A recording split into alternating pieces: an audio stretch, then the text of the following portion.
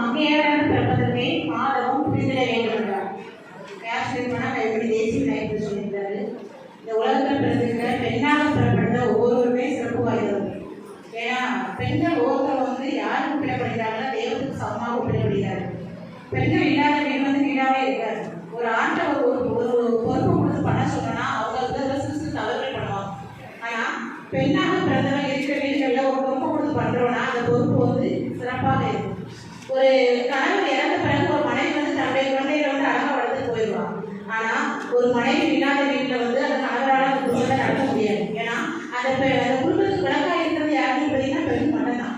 அந்த பெண்கள் இல்லைன்னு சொன்ன தலை இல்லாமல் உடம்பு எப்படி இருக்காதோ அதே போலதான் அந்த பெண்ணான குடும்பத்தில் இல்லை என்றால் அந்த குடும்பம் வந்து கட்டுக்கோப்பாக இருக்காது. அந்த குடும்பம் பார்க்கறதுக்கு எப்படி இருக்கும்னு பார்த்தீங்கன்னா ஒரு விளக்கு இல்லாத குடும்பம் போலதான் அந்த குடும்பம் இருக்கும். இப்போ நம்மளுடைய நாட்டில் பார்த்தீங்கன்னா நிறைய பெண்கள் வந்து சாதிச்சுட்டு இருக்காங்க, இன்னும் சாதிச்சுட்டு இருக்காங்க. குழந்தைகள் கூட மூதாட்டிகளோட சாதிச்சுட்டு இருக்காங்க. இப்போ கூட 10 நிமிஷம் விருதுலாம் நிறைய பேர் கொடுத்தாங்க. இந்த பெண்கள் அப்படின்னா அவங்க வந்து நிறைய பொறுப்புகள், ஆண்களை விட பெண்களுக்கு அதிகமான பொறுப்புகள் இருக்கு. இது ஆண்களை குறை கூறவில்லை. ஆனால்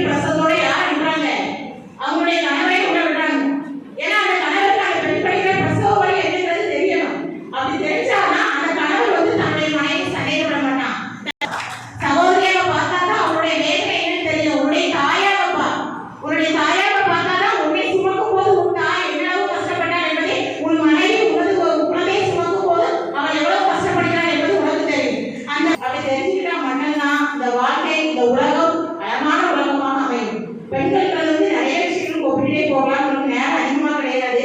அதனால இந்த இடத்துல வந்து சிறப்பு விருந்தினராக